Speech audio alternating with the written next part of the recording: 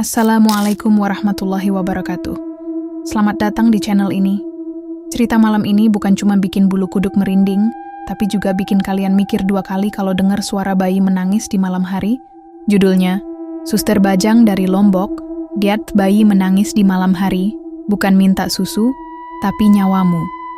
Ini bukan kisah nyata, tapi entah kenapa, terasa terlalu dekat dengan kenyataan. Namaku Rizal, seorang pegawai negeri sipil yang tahun lalu dapat surat mutasi ke Lombok. Buat sebagian orang, ini kesempatan bagus. Pulau eksotis, pantai indah, makanan enak. Tapi buat aku, yang udah nyaman hidup di tengah kota, ini bukan cuma soal pindah tempat, tapi pindah dunia. Awalnya aku kira mutasi ini bakal seru. Aku kebayang tinggal deket pantai, kerja santai, dan hidup tenang jauh dari kemacetan ibu kota. Tapi semua bayangan itu mulai berubah sejak aku dikasih rumah dinas yang, jujur aja, agak merinding liatnya. Rumahnya model lama, catnya udah mengelupas di banyak sisi. Letaknya terpencil, jauh dari rumah warga lain. Katanya, ini rumah dinas zaman Belanda yang direnovasi sedikit. Halamannya luas, tapi kebunnya terlalu rimbun dan kayak nggak pernah dibersihin. Banyak pohon besar yang akarnya keluar dari tanah, kayak mau jerat kaki siapapun yang lewat. Aku tinggal sendirian di situ. Satu-satunya tetangga terdekat jaraknya hampir 500 meter. Jauh banget buat ukuran orang kota. Tapi karena ini rumah dinas, ya aku jalani aja. Lagian, listrik nyala, air ngalir, dan sinyal internet juga ada. Ya udah, pikirku, selama fasilitas aman, tinggal di rumah tua juga bukan masalah. Malam pertama berjalan biasa aja.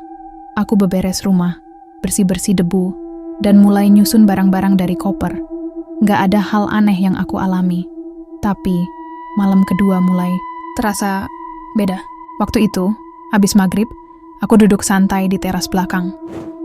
Nyeruput kopi hitam sambil dengerin suara jangkrik. Udara Lombok waktu malam ternyata dingin juga, walau nggak sedingin Bandung. Aku nikmatin suasananya. Sampai tiba-tiba, aku dengar suara. Halus banget. Kayak suara bayi, nangis. Aku langsung berdiri. Kupikir, lah, siapa yang punya bayi di daerah sini? Aku nyari asal suara itu. Kedengarannya dari arah kebun belakang rumah, agak jauh ke sisi barat. Deket pohon nangka, gede yang dari awal udah bikin aku gak nyaman. Aku maju beberapa langkah, ngelipir ke pagar bambu yang udah lapuk. Suara tangisannya makin jelas, tapi ada yang aneh.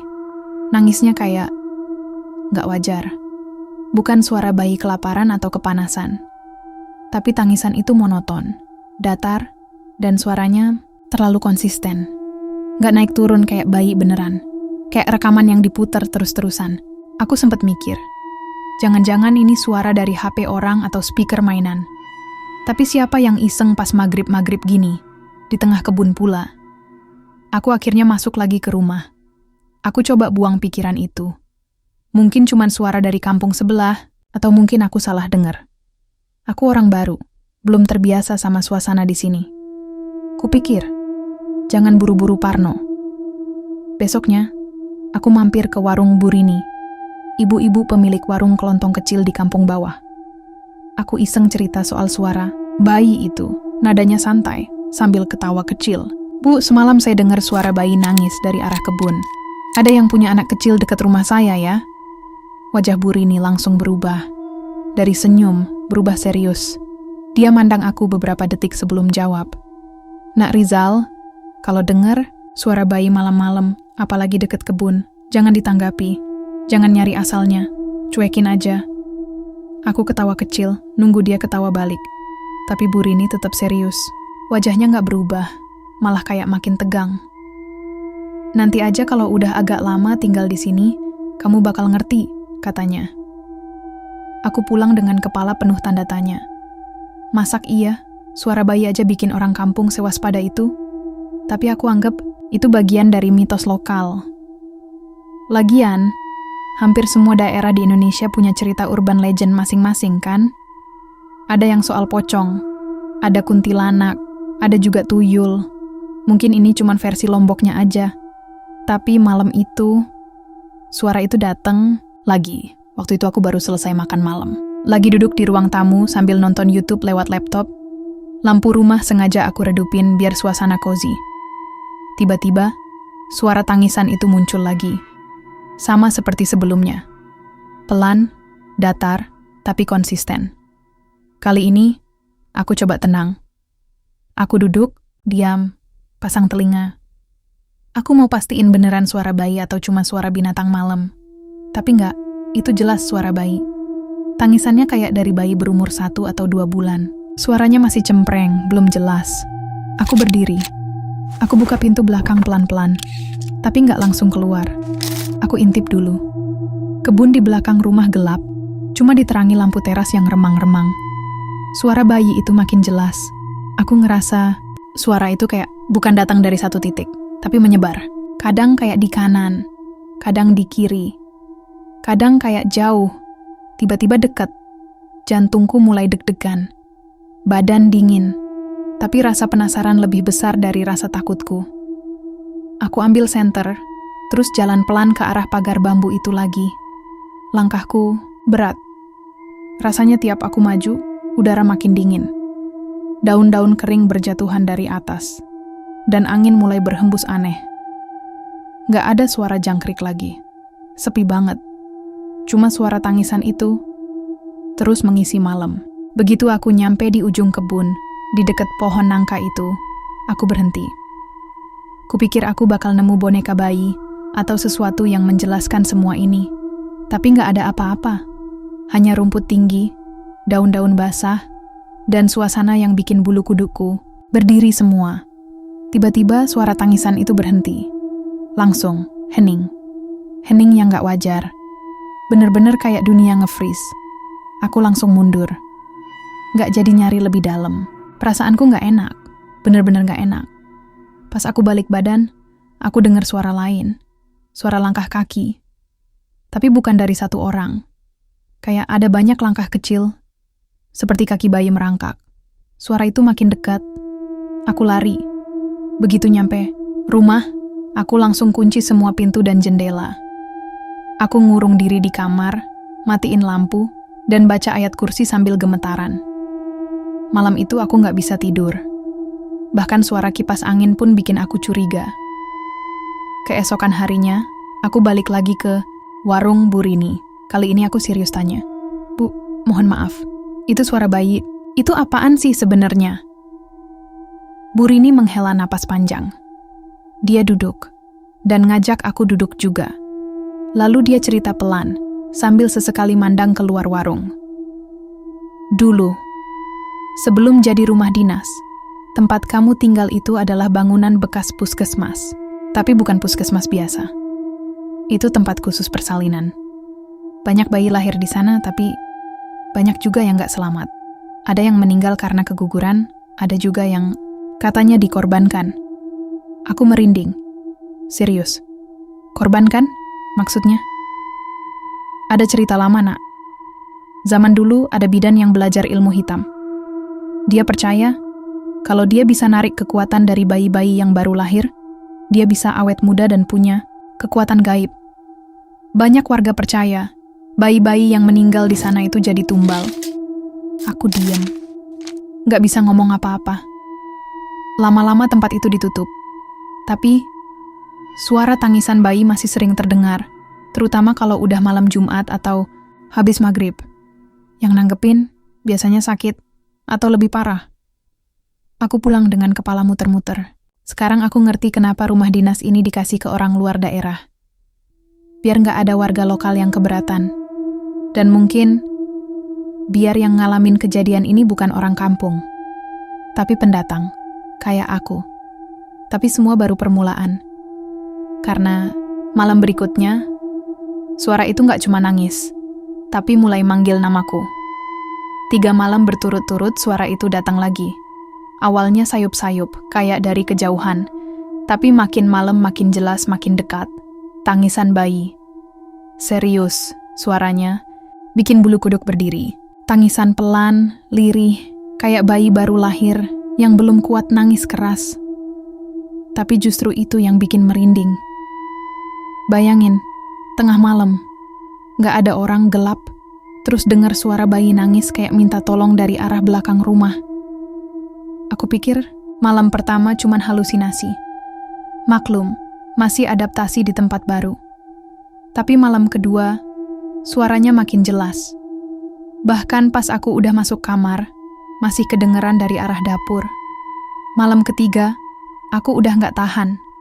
Perasaan gak enak terus nyelimutin. Dan malam itu aku nekat. Sekitar jam 1 pagi, suara itu mulai terdengar lagi.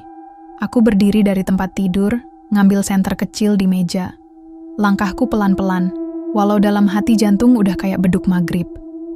Aku buka pintu dapur, dingin banget anginnya. Padahal biasanya, gak sedingin ini. Suara bayi itu makin keras, seolah cuma beberapa meter di depan. Aku nyalain senter, dan dengan kaki gemeter, aku melangkah ke arah kebun belakang. Kebun itu isinya pohon pisang, ilalang tinggi, dan beberapa semak yang makin tumbuh liar. Cahaya senternya goyang-goyang karena tanganku gemetaran. Suara bayi makin keras dan akhirnya aku lihat. Ada sosok kecil duduk di tanah di antara semak. Ukurannya kayak bayi umur 2 bulan. Badannya dibungkus kain putih yang udah kotor dan robek-robek, kayak kain kafan. Tapi yang bikin aku hampir nyusruk jatuh, itu bayi bukannya merangkak atau menangis kayak biasa. Dia senyum. Dan senyumnya lebar banget, gak wajar. Kayak senyum orang dewasa yang maksa, tapi di wajah bayi. Matanya merah nyala. Bukan merah, biasa kayak bayi abis nangis. Merahnya kayak bara api. Aku mundur perlahan, tapi belum sempat aku balik badan. Suara bayi itu berhenti. Tiba-tiba, diganti sama suara lain. Suara wanita tua, tertawa, cekikikan, serak, kayak suara orang habis batuk darah. Suara itu kayak berputar dari arah belakang kupingku. Padahal, aku masih ngadep ke arah bayi. Aku refleks noleh dan gak ada siapa-siapa. Tapi suara ketawa itu makin kenceng, makin menggema. Aku langsung muter balik, lari sekencang-kencangnya ke arah rumah. Langkahku kayak berat, seolah-olah tanah narik kakiku buat gak bisa cepet. Tapi aku maksa. Aku dorong pintu dapur, banting nutup, dan kunci. Nafasku ngos-ngosan. Keringat dingin netes dari dahi. Tangan gemetaran megang senter yang udah aku matiin. Aku langsung masuk kamar, tapi suara ketawa itu masih kedengeran, kayak masih di luar. Gak berani aku nengok jendela. Gak berani ngintip. Aku ambil bantal, nutup kuping, sambil komat-kamit baca doa seadanya.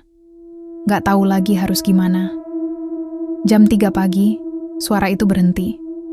Bener-bener berhenti, kayak gak pernah ada. Tapi rasa takutnya gak hilang. Malam itu aku gak tidur. Cuma duduk di pojok kamar, sambil nyalain lampu terang, nunggu azan subuh. Besoknya aku mutusin buat tanya warga, tapi hati-hati. Aku gak langsung cerita soal bayi itu. Aku cuma bilang, "Pak, di sekitar sini, pernah gak dengar suara-suara aneh malam-malam?" Warga yang aku tanya cuma ngelirik sebentar, terus pelan-pelan bilang, "Kalau udah malam, mending jangan keluar, nak. Terutama ke arah kebun. Apalagi kalau dengar bayi nangis." Aku neken, "Kenapa, Pak?" Dia diam sebentar, lihat sekeliling, lalu, "Bisi, Suster Bajang. Itu bukan bayi. Itu setan dari zaman dulu." Katanya dia jelmaan dukun perempuan yang mati karena dimakan ilmu hitamnya sendiri. Aku merinding. Tapi pura-pura tenang. Suster Bajang itu sering muncul. Kalau ada orang baru biasanya dia datang. Tes nyali. Kadang minta tumbal. Dulu pernah ada yang nekat cari suara bayi itu. Besoknya hilang. Gak ketemu sampai sekarang. Darahku kayak beku. Aku langsung pamit pulang. Malamnya aku mutusin buat nyalain doa ruqyah dari YouTube, volume full. Tapi, suara bayi itu tetap datang. Dan anehnya, sekarang muncul lebih awal. Baru jam 11 malam, tangisan itu udah kedengeran. Tapi kali ini, suaranya bukan dari belakang rumah. Dari depan. Dari arah teras. Aku gak berani buka pintu. Tapi dari sela tirai, aku intip pelan-pelan. Dan, ya Allah, Di bawah tiang lampu, ada sosok kecil. Bayi, duduk, gak gerak, masih dibungkus kain putih yang sama. Matanya merah. Tapi sekarang dia gak senyum.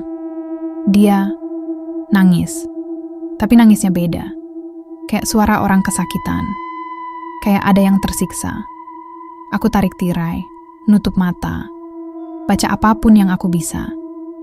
Tapi tangisan itu makin keras. Dan pintu rumahku kayak diketuk, pelan, tapi berkali-kali. Aku udah gak kuat. Aku teriak, "Pergi!" Tapi suara tangisnya malah berubah lagi, jadi tawa. Suara nenek tua. Kali ini jelas banget, kayak di dalam rumah. Aku merangkak ke bawah meja sambil megang tasbih kecil. Dan gak lama, lampu rumah mati. Biar, gelap, hening. Tawa itu berhenti. Aku gak tahu berapa lama aku ngumpet. Tapi pas lampu nyala lagi, aku keluar pelan. Gak ada siapa-siapa. Tapi di depan pintu, ada jejak kaki kecil. Basah. Seperti kaki bayi, tapi ada bekas kuku panjang. Malam itu aku nangis. Beneran nangis, gak kuat lagi. Paginya aku mutusin buat minta bantuan ustaz kampung. Ustaz itu datang sore ke rumah. Dia bawa botol air doa dan beberapa bacaan. Pas dia ngelilingi rumah baca ayat kursi, tiba-tiba angin kenceng banget nerpa dari arah kebun. Dan terdengar lagi tangisan itu. Tapi kali ini dari dua arah, depan dan belakang. Kayak dikepung. Ustaz cuma bilang, "Ini bukan setan biasa. Ini yang udah dipelihara lama. Harus hati-hati. Jangan tinggalin rumah ini sendirian." Aku diam. Gak tahu harus ngomong apa. Malamnya Ustaz itu nginep. Dan lagi-lagi, jam 3 pagi, suara itu hilang. Tapi Ustaz bilang, "Ini belum selesai. Dia udah nempel. Udah suka sama rumah ini, atau sama kamu." Aku cuma bisa diam. Dan mulai malam tuh aku sadar, ini bukan cuma soal suara bayi. Ini soal sesuatu yang lebih gelap, lebih tua, dan mungkin lebih lapar. Setelah malam itu, aku benar-benar gak tenang. Rasanya kayak ada yang nempel terus, ngikutin dari belakang. Suasana rumah makin suram, meskipun siang hari. Angin gak berani nyapa, ayam pun udah jarang berkokok. Ada aura aneh yang bikin dada sesak dan kepala panas. Aku ngerasa harus cerita ke seseorang. Dan satu-satunya orang yang kebayang di otakku waktu itu adalah Pak Ustaz. Rumah beliau di ujung kampung. Bangunannya sederhana, berdinding kayu dengan pekarangan luas yang dipenuhi tanaman obat. Waktu aku sampai, beliau lagi nyapu halaman sambil nyanyi sholawat kecil-kecil. Tapi begitu aku sebut kata bayi menangis di malam hari, beliau langsung berhenti nyapu. Pandangannya berubah. Bukan panik, tapi tajam dan berat. Seolah kalimat itu bukan hal asing buat telinganya. "Kamu tinggal di rumah bekas puskesmas zaman dulu ya?" tanya beliau, pelan tapi nadanya tegas. Aku merinding. Gimana dia tahu? Aku cuma angguk pelan, peluh dingin mulai merembes dari pelipis. Pak Ustaz ngajak aku duduk di berugak kecil di samping rumahnya. Angin sore nyapu halus, tapi entah kenapa dinginnya beda. Dingin yang kayak nyelusup ke tulang belakang. Beliau duduk di depanku, menatap lurus, lalu mulai bicara. "Itu rumah, bukan rumah biasa. Zaman Belanda, itu memang puskesmas. Tapi banyak yang bilang itu juga tempat dukun beranak, sekaligus tempat praktek suster pribumi yang ilmunya bukan dari sekolah. Suster Bajang, orang menyebutnya." Aku diam, nahan napas. Nama itu akhirnya disebut juga. "Dia bukan suster biasa," lanjut beliau. "Konon, dia belajar ilmu hitam buat bisa nolong orang melahirkan tanpa rasa sakit. Tapi ilmunya nyimpang, karena saking pengen kuat, dia mulai pakai tumbal. Anak bayi, darah ari-ari, dan roh para ibu yang mati pas melahirkan." Aku ternganga. Suara detak jantungku keras banget di telinga sendiri, tapi beliau belum selesai. Suster itu udah mati, tapi caranya mati nggak wajar. Orang kampung bilang, waktu dia ketahuan pakai ilmu hitam, dia dibakar hidup-hidup. Tapi tubuhnya nggak hangus. Dia malah ketawa sambil baca mantra, terus tubuhnya meledak jadi asap hitam dan hilang. Aku nyaris nggak bisa napas. Terus, sekarang dia nggak pernah pergi, ucap Pak Ustadz pelan, tapi nadanya tajam. Ilmunya bikin rohnya tetap ada di sekitar rumah itu. Dan setiap malam Jumat Kliwon, dia butuh tumbal. Kadang tumbalnya bukan nyawa. Kadang cukup rasa takut, kadang cukup perhatian. Aku nelen ludah. Tiba-tiba semua masuk akal. Kenapa suara bayi itu kayak sengaja minta dikasihani? Kenapa dia muncul waktu aku mulai merasa tenang? Dan kenapa tiap malam Jumat Kliwon, suara tangisannya jadi lebih keras? Kamu pernah lihat dia langsung? Tanya Pak Ustadz tiba-tiba. Aku angguk, pelan. Sosok bayi, tapi senyumnya aneh, matanya merah. Dia duduk di semak, terus kayak nunggu aku. Pak Ustadz menutup matanya, baca sesuatu dalam hati, lalu menghembus pelan. Itu belum bentuk aslinya, katanya. Aku menegang. Bentuk aslinya, bayangkan wajah bayi di tubuh perempuan, lengkap, rambut panjang, baju suster zaman dulu, tapi mukanya tetap bayi. Kecil, keriput, dan matanya gak pernah pejam. Aku langsung merasa mual. Kepala pening. Kenapa dia ngincer aku, Pak? Karena kamu datang sendiri. Rumah itu kosong bertahun-tahun. Gak ada yang mau tinggal di sana. Begitu kamu masuk, dia anggap kamu pemilik baru. Aku merasa jantungku berdetak di luar tubuh. Berat, bingung, dan marah. Marah karena gak ada yang kasih tahu dari awal. Marah karena aku nekat tinggal di rumah itu tanpa cari tahu sejarahnya. Terus aku harus gimana? Suaraku parau. Pak Ustadz memandang jauh ke arah pepohonan yang mulai gelap. Kamu harus kuat. Jangan tunjukkan rasa takut. Jangan pernah dekati suara tangisan. Dan yang paling penting, jangan pernah tidur sebelum jam 3 malam. Apalagi kalau malam Jumat Kliwon. Aku menggigit bibir. Satu hal yang sulit. Karena tiap jam 1 malam, mataku udah berat banget. Tapi aku mengangguk. Ini bukan soal berani atau enggak. Ini soal bertahan hidup. Boleh saya bantu bersihin rumah itu. Tapi kamu harus ikut baca juga. Jangan cuma ngandelin saya. Dia nempel karena kamu.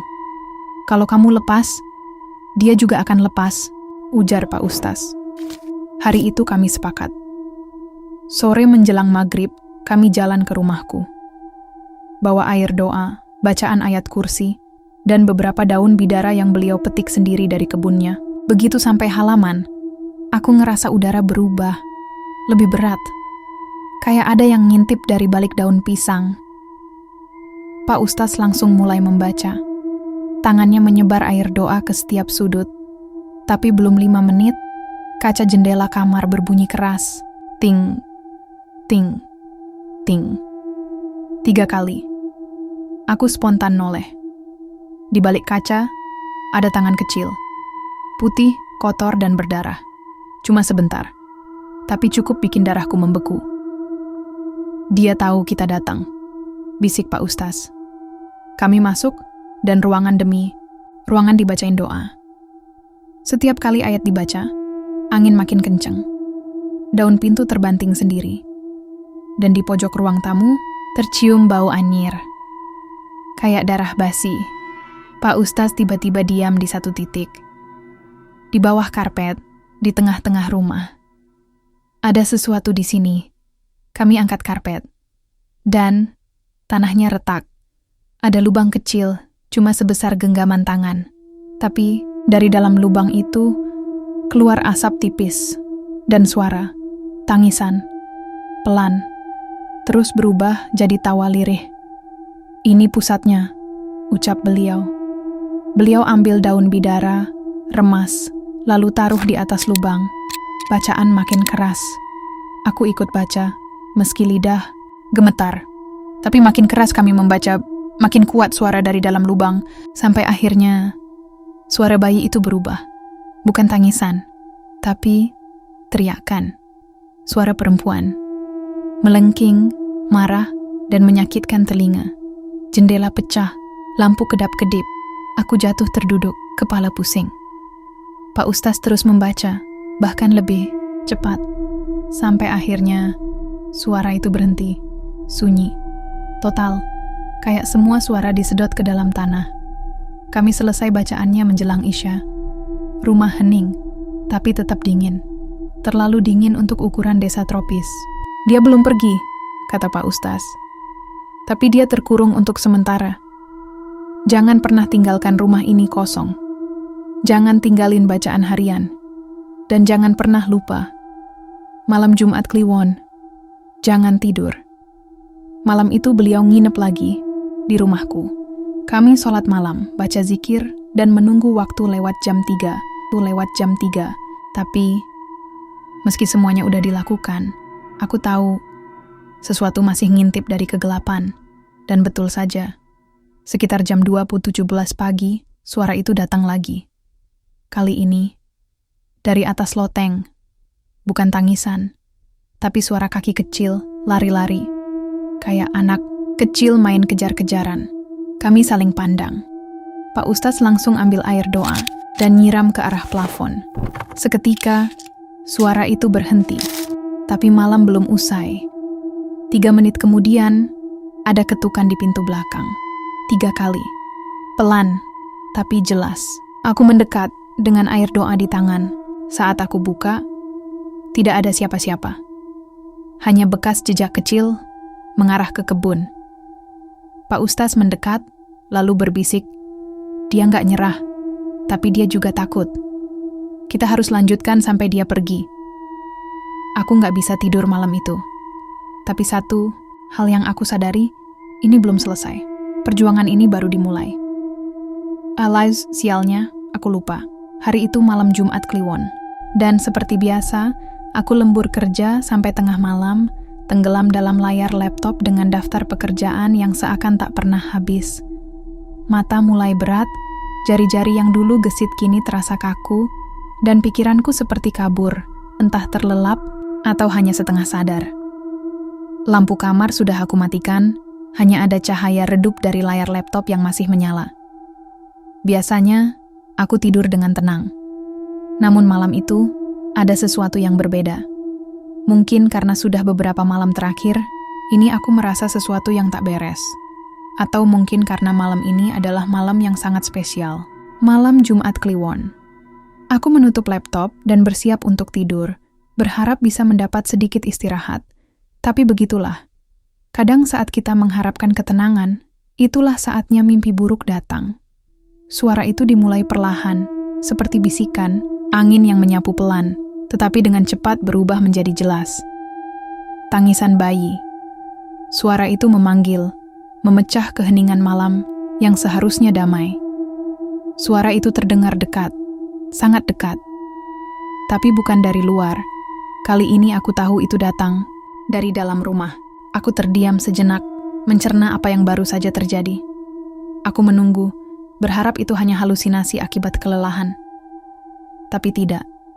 Tangisan itu semakin jelas, semakin keras, semakin mendekat. Aku membuka mata perlahan. Dan saat itulah aku melihatnya.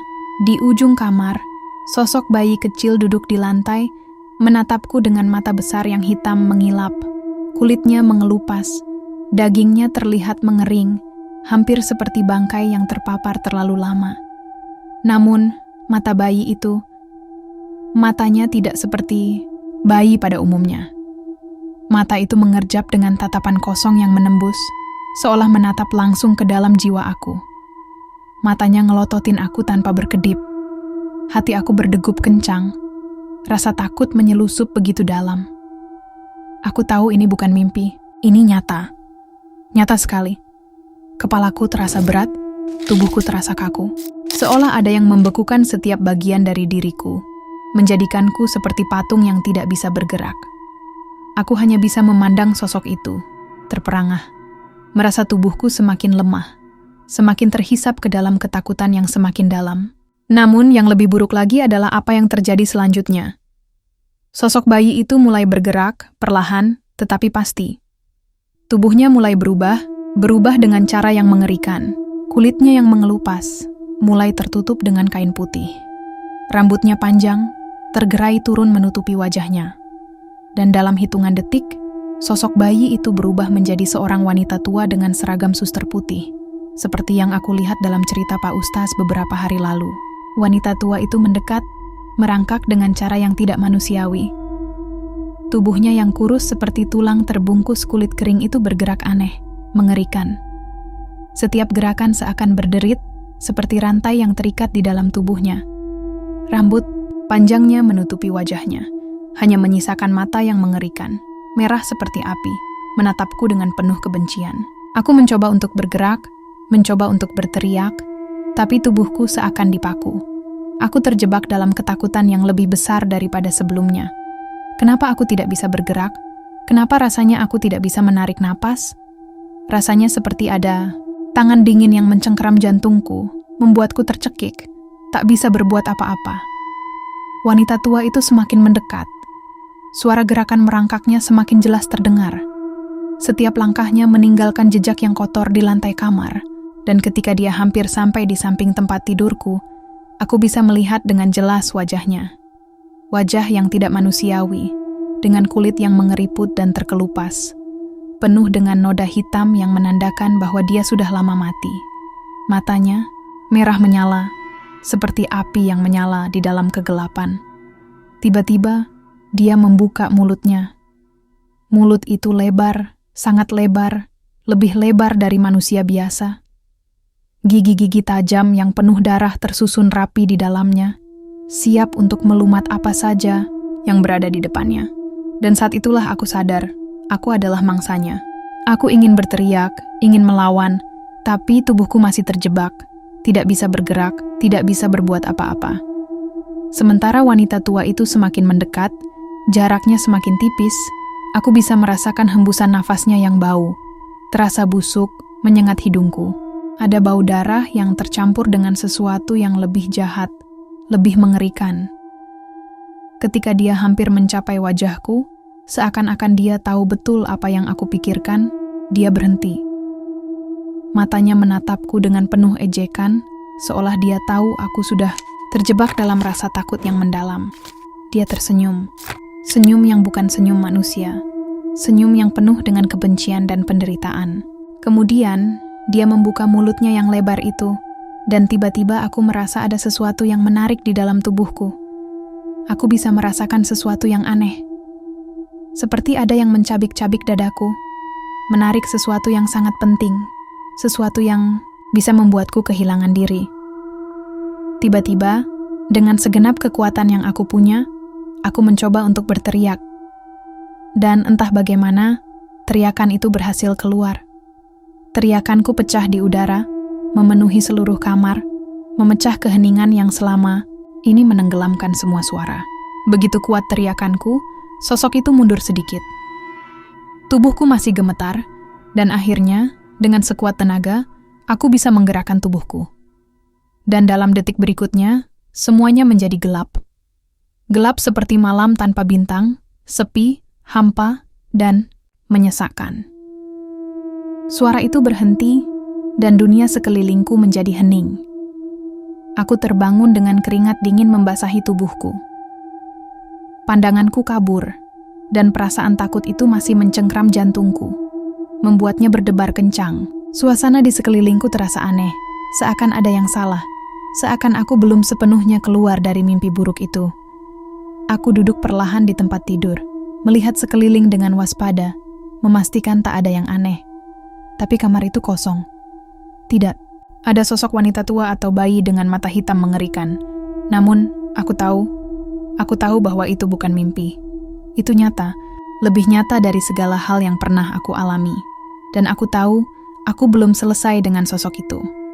Aku meraih ponsel di meja samping tempat tidur, mencoba menghubungi Pak Ustaz. Tapi, seperti biasanya, ponselku tidak ada sinyal. Seperti ada kekuatan yang memutuskan segala komunikasi dengan dunia luar. Aku merasa terisolasi, terkunci dalam ketakutan yang tak bisa aku hindari. Akhirnya, aku memutuskan untuk menghubungi Pak Ustaz lagi. Tapi malam itu, aku sadar, semuanya sudah terlambat. Apa yang terjadi malam ini adalah akhir dari sesuatu yang lebih besar, sesuatu yang lebih mengerikan, dan aku tahu, ini baru permulaan. Aku terbangun dengan rasa pusing yang luar biasa. Tubuhku terasa lemas, dan seolah seluruh energi di dalam diriku terkuras habis. Mataku mencoba untuk membuka, tapi seakan ada tirai gelap yang menghalanginya. Kegelapan yang dalam, bukan hanya dari tidur, tapi juga dari perasaan yang tak bisa aku jelaskan. Begitu mata terbuka, aku langsung disambut dengan cahaya terang yang menusuk, seakan matahari tengah bersinar langsung ke wajahku. Aku merasakan udara dingin dan aroma antiseptik yang sangat kuat. Aku mengerjap-ngerjapkan mata, berusaha untuk menyesuaikan diri dengan lingkungan sekitar. Suasana ini tidak asing, namun terasa sangat berbeda. Kamar putih, dinding yang bersih dan polos, mesin-mesin yang berbunyi dengan nada monoton. Aku menyadari aku sedang berada di rumah sakit. Lalu, aku menyadari satu hal yang lebih menakutkan. Aku tidak ingat bagaimana aku bisa sampai di sini. Saat aku menoleh, ada seseorang yang duduk di kursi sebelah tempat tidurku. Wajah itu terlihat familiar, sangat familiar. Pak Ustadz. Ustadz yang selalu memberikan nasihat, yang dulu sering bercerita tentang hal-hal gaib yang tak bisa dijelaskan dengan logika. Dia duduk tenang, matanya yang tajam menatapku dengan serius, tetapi ada ekspresi yang aku tak bisa baca sepenuhnya. Senyumnya tidak terlihat sehangat biasanya, lebih seperti senyum yang mengandung campuran antara rasa kasihan dan keprihatinan. Aku membuka mulut, tetapi suaraku serak, seakan tenggorokanku terkunci. Pak Ustadz menyadari hal itu, dan dengan cepat menuangkan sedikit air ke gelas, lalu memberikannya padaku. Aku meneguknya perlahan, rasanya seperti menelan cairan yang sangat kering dan pahit. "Kamu sudah sadar," katanya perlahan, suaranya berat, mengandung banyak makna yang belum bisa aku pahami. "Kamu pingsan 3 menit. Tidak ada detak jantung. Kamu hampir tidak bisa diselamatkan."